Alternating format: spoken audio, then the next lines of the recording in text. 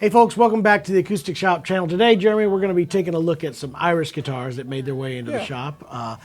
This is an interesting brand for me. First time I had a look at these, I was kind of like, They didn't really catch your attention. They didn't really blow me away. I'm used to going in and seeing all these guitar builders, especially at these guitar shows, with lots of blingy stuff and exotic woods and crazy figuring and all that kind of stuff. And then I saw these guitars and I was like, a little more on the simple, plain side. But then I got to hang out with Adam Bushwald at the Fretboard Summit, and I got to sit down and play them, and I understood a little bit more what they were all about.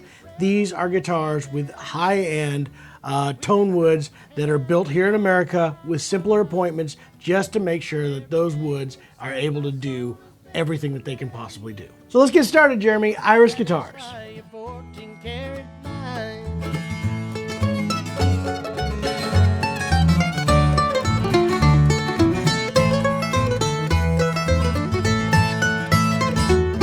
So let's talk about the first thing I think everybody notices when they see Iris guitars. And it's the thing that just kind of struck me at the beginning. It took me a while to kind of really get it, but this does have a vintage aesthetic. It is an interesting aesthetic. It almost has this Gibson-y slash Kalamazoo, those kind of, guitars. But it's got its own like step up from that. It like has that old catalog guitar look, but in a very boutique, well done version of it. I would say this is like it's almost like we had the catalog guitars, and then they kind of added some of the nudie suit pizzazz to it. You got this crazy pick guard shapes and some of the stuff that just kind of give it just a little bit more pizzazz, but it's still simple. And I think that's what's unique about it. We still have silkscreen markers, those kind of things. So it's simple, but yet it's flashy at the same time. That's a really cool thing that I don't think anybody's really capturing very much right now. Waterloo sort of did it with Collings, but not a whole lot of people are doing it in this way, and then stepping it up, Yeah, I think people that are used to seeing those guitars, these really might appeal to them because of the look of it, but then they actually play like really high quality guitars, where a lot of those catalog ones, it was the look kind of represented the sound of them as well. I would so this one, I think they pulled off that look. It's almost like they did a retro throwback to it, but just with the boutique builder's ability to bring the most out of the guitar and use tone woods that you probably wouldn't have gotten in one of those Kalamazoo guitars. That kind of moves us into the tone of these guitars. This is a unique tone. They are big, they are loud. Every one of these guitars we've played has just been loud. So they have some of that character of those guitars, but it's like they stepped it up and kind of gave it a little steroid shot. It's just like, it's got this really cool, funky character, but just more bold, more active, and full. Yeah, very unique tone. It's not really, they're not going after somebody else's tone in the build of them. They're just really getting the most out of the tone woods they're using for the guitars. This is a slope shoulder dread. It's so open and resonant with lots of big overtones, complexities that are all over the place. So yes, it's like I said, it's like it's got a big steroid shot. It's just got extra, much more than what you would expect out of it. John, you're extra. Thank you.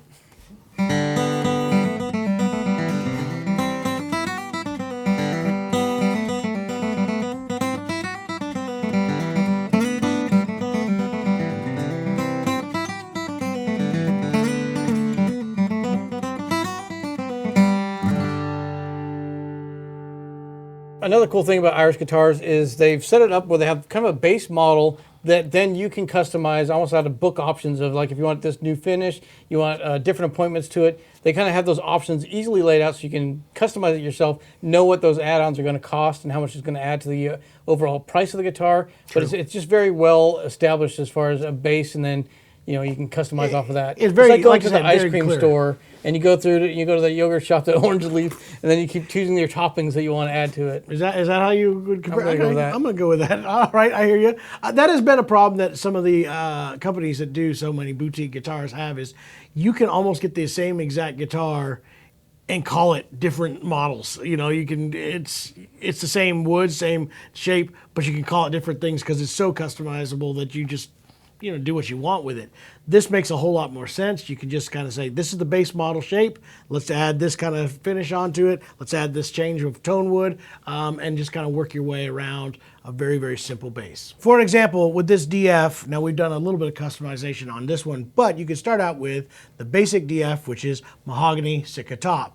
But you can change the tops to an Adirondack or a European spruce. You can change the back to be in mahogany, rosewood, maple. Necks can be different widths and shapes. In this case, I think we did 11/16, but I think that one's 1 3/4 inches. Different shapes. This one's the modified V shape. So there's just a lot of extra options that you can kind of do. Different scale lengths, different bracing patterns, finishes, inlays. You can add pretty much a little bit of anything that you want, but they do actually give you the specifics of what they are.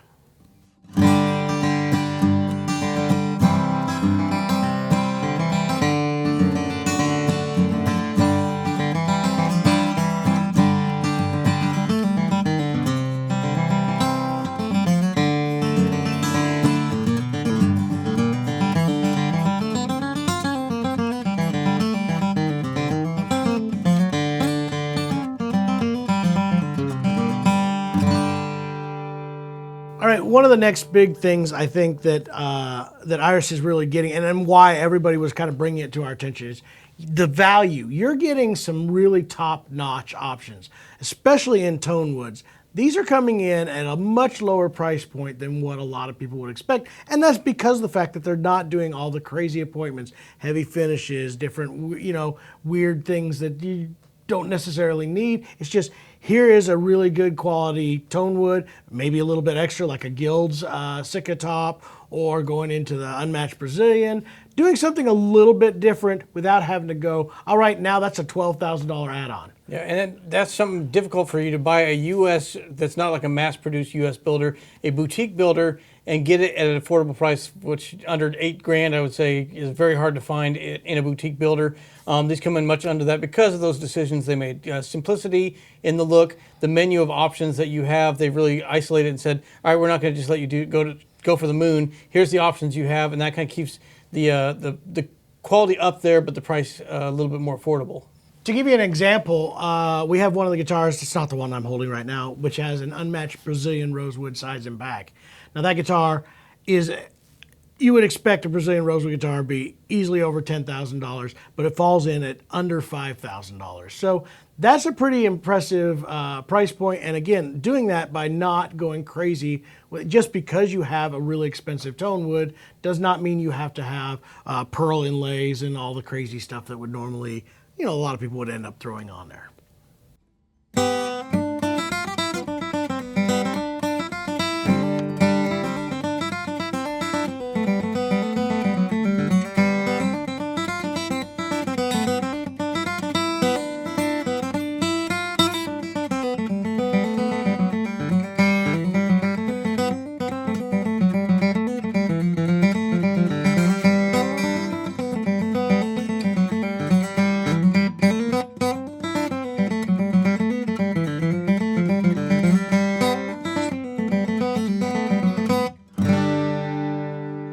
Another thing that kind of drew us to Irish Guitars is their sense of community and passion.